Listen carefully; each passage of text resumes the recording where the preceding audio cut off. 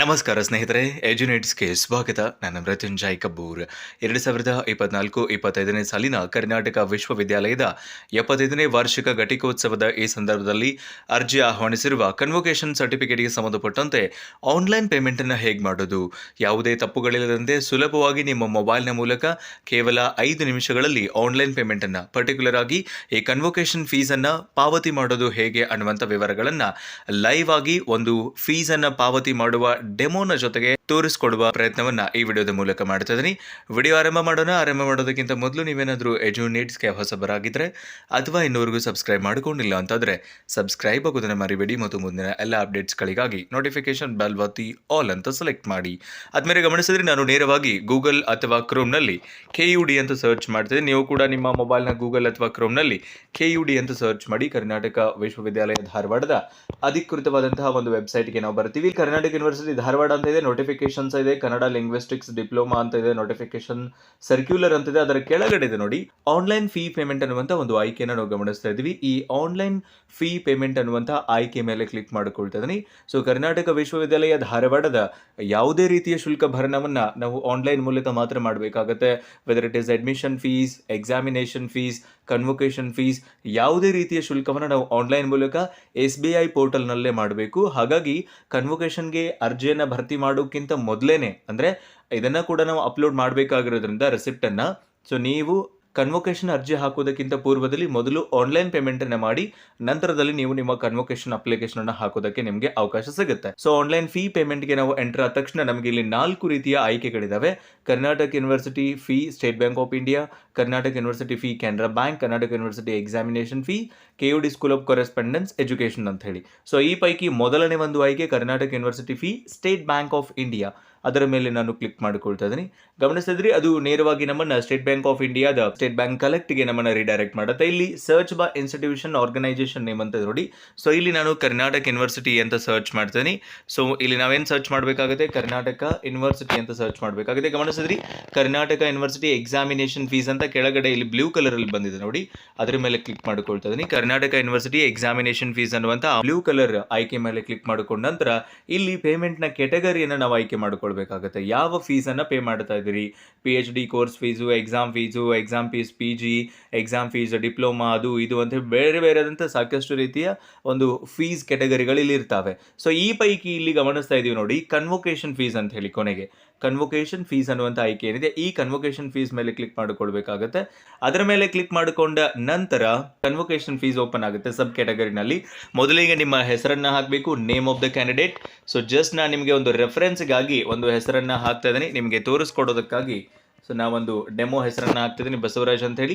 ಅದಾದ ನಂತರ ನಿಮ್ಮ ಕಾಲೇಜಿನ ಹೆಸರನ್ನು ಹಾಕಬೇಕಾಗತ್ತೆ. ನೀವು ಯಾವ ಕಾಲೇಜು ಅಥವಾ ಯಾವ ಡಿಪಾರ್ಟ್ಮೆಂಟ್ನ ವ್ಯಾಪ್ತಿನಲ್ಲಿ ಓದಿದ್ರಿ, ಯಾವ ಕೋರ್ಸ್ ಆಗಿರಬಹುದು, ನೀವು BA BCom BSc BBA ಎಂಥದ್ದೇ ಯಾವುದೇ ಕಾಲೇಜ್ನಲ್ಲಿ ಓದಿದ್ರಿ ಅಂದರೆ ನಿಮ್ಮ ಕಾಲೇಜ್ ಹೆಸರನ್ನು ಹಾಕಿರಿ.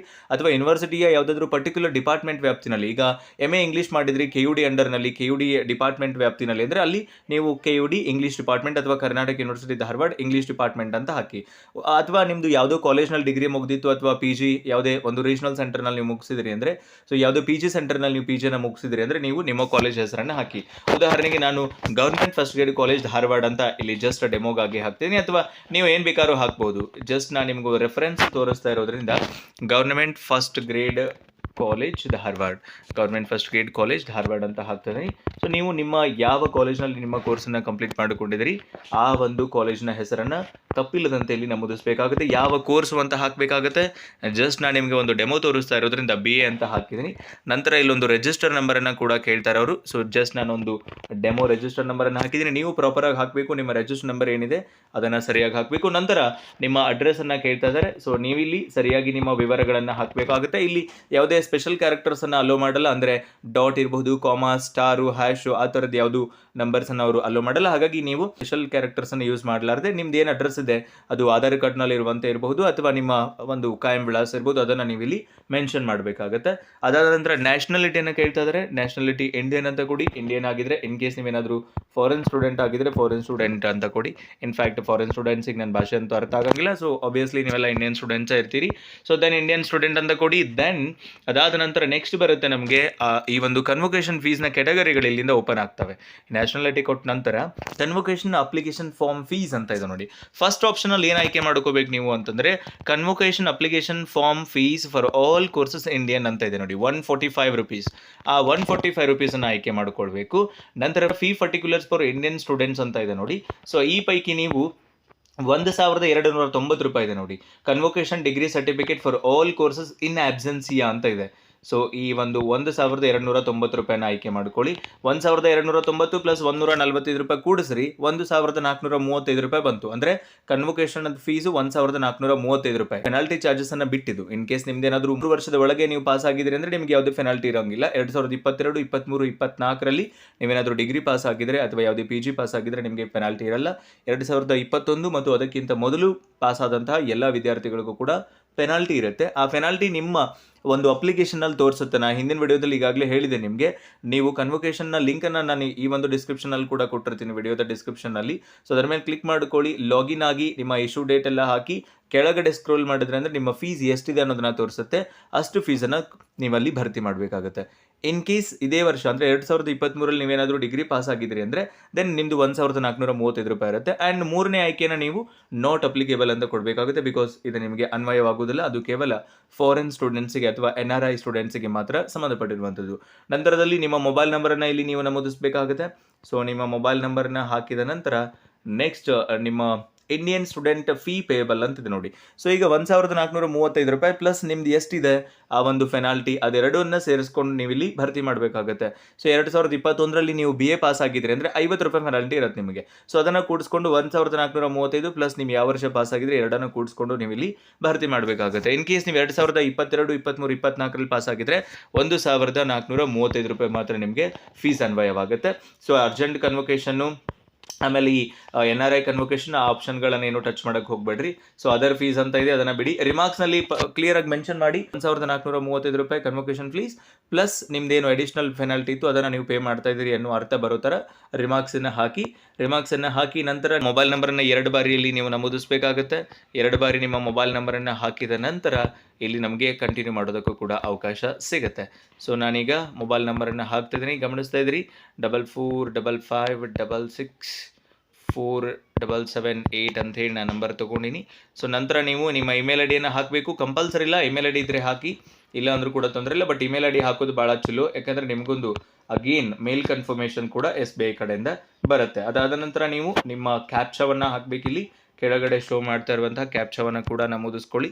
ಸೊ ನನಗೆ ಬಂದಿರುವಂತಹ ಕ್ಯಾಪ್ಚಾ ಇದೆ FKMDE ಅನ್ನುವಂಥ ಕ್ಯಾಪ್ಚಾ. ಅದನ್ನು ಹಾಕಿದ ನಂತರ ನಾನು ನೆಕ್ಸ್ಟ್ ಅಂತ ಕೊಡ್ತಾ ಇದ್ದೀನಿ, ಗಮನಿಸ್ತಾ ಇದ್ರಿ. ಸೊ ನೆಕ್ಸ್ಟ್ ಅಂತ ಕೊಟ್ಟ ನಂತರ ನಮ್ಮ ಪೇಮೆಂಟ್ ಗೇಟ್ವೇನ ಆಪ್ಷನ್ಗಳಲ್ಲಿ ಓಪನ್ ಆಗ್ತವೆ. ಬೇರೆ ಬೇರೆ ನಮ್ಮ ಪೇಮೆಂಟ್ನ ಡೀಟೇಲ್ಸ್ಗಳು ಕೂಡ ಅಲ್ಲಿ ಕಾಣಿಸ್ತವೆ. ಸೊ ನಿಮ್ಮ ಪೇಮೆಂಟ್ ಕ್ಯಾಟಗರಿ ಆಗಿರ್ಬೋದು, ಟೋಟಲ್ ಅಮೌಂಟ್ ಇರ್ಬೋದು, ನಿಮ್ಮ ಹೆಸರು, ಕಾಲೇಜು, ನಿಮ್ಮ ಕೋರ್ಸು, ರಿಜಿಸ್ಟರ್ ನಂಬರು, ಹಾಗೆ ಇತ್ಯಾದಿ ವಿವರಗಳೇನಿತ್ತು ಆ ಎಲ್ಲ ವಿವರಗಳು ಕೂಡ ಇಲ್ಲಿ ಬರ್ತವೆ. ಸೊ ಒಂದ್ಸಲ ನೀವು ಇದನ್ನು ಚೆಕ್ ಮಾಡ್ಕೊಳ್ಳಿ. ಸರಿಯಾಗಿತ್ತು ಅಂದರೆ ನೆಕ್ಸ್ಟ್ ಅಂತ ಹೋಗಿ, ಇನ್ ಕೇಸ್ ಏನಾದರೂ ಮಾಡಿಫಿಕೇಶನ್ಸ್ ಮಾಡಬೇಕು, ತಿದ್ದುಪಡಿ ಮಾಡಬೇಕು ಅಂದರೆ ಬ್ಯಾಕ್ ಹೋಗಿ ಎಡಿಟ್ ಮಾಡೋದಕ್ಕೂ ನಿಮ್ಗೆ ಅವಕಾಶ ಇರುತ್ತೆ. ಸೊ ನಾನು ನೆಕ್ಸ್ಟ್ ಅಂತ ಕೊಡ್ತಾ ಇದ್ರಿ. ನೆಕ್ಸ್ಟ್ ಅಂತ ಕೊಟ್ಟ ನಂತರ ಇಲ್ಲಿ ಪೇಮೆಂಟ್ಗೆ ಸಂಬಂಧಪಟ್ಟಂತ ಒಂದಿಷ್ಟು ಆಪ್ಷನ್ಗಳು ಬರ್ತವೆ. ನೀವು ಕಾರ್ಡಿಂದ ಆದರೂ ಪೇ ಮಾಡ್ಬೋದು ಅಥವಾ UPI ಇಂದ ಕೂಡ ಪೇ ಮಾಡೋದಕ್ಕೆ ಅವಕಾಶ ಇರುತ್ತೆ.